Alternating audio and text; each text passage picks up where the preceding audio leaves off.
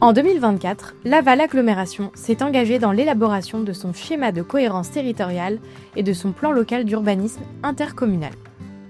Un SCOT PLUI mené en parallèle. Pourquoi ? Le SCOT et le PLUI vont guider l'évolution des 34 communes de l'agglomération pour les 10 à 20 prochaines années. Ils permettent de dessiner l'avenir du territoire avec une ambition forte de préserver les paysages et les milieux naturels. Cette démarche soulève des questions. Et moi, en quoi suis-je concernée ? Quelques exemples. Cela fait maintenant 5 ans que nous habitons sur le territoire et nous attendons un heureux événement. Nous allons être à l'étroit dans notre maison, mais pas question de déménager. Nous sommes bien ici.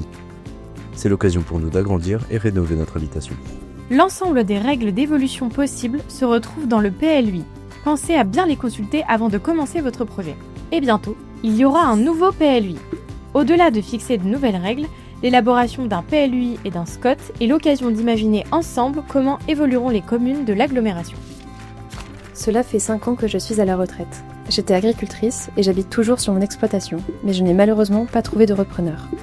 Avec mon partenaire, nous souhaitons reconvertir l'un des bâtiments pour le mettre en location. Pour permettre ce changement de destination, plusieurs conditions doivent être remplies. L'activité agricole doit notamment avoir cessé depuis au moins 3 ans. Ces 3 années sont importantes puisqu'elles laissent la possibilité à un repreneur de se manifester. Si les conditions sont réunies, alors votre bâtiment pourra être identifié dans le PLUI comme potentiel habitat. Je suis un artisan installé loin du bourg. Mon entreprise de BTP a pris de l'ampleur et j'ai même pu embaucher 2 nouveaux salariés. Nous avons maintenant besoin de plus de place pour stocker et travailler sereinement. Votre activité étant isolée du bourg, vous faites l'objet d'un cas particulier. Après étude de votre dossier, le zonage du PLUI pourrait être adapté. D'autres possibilités pourraient être envisagées. Nous pourrions vous proposer d'accueillir votre activité dans des locaux existants et adaptés à vos besoins.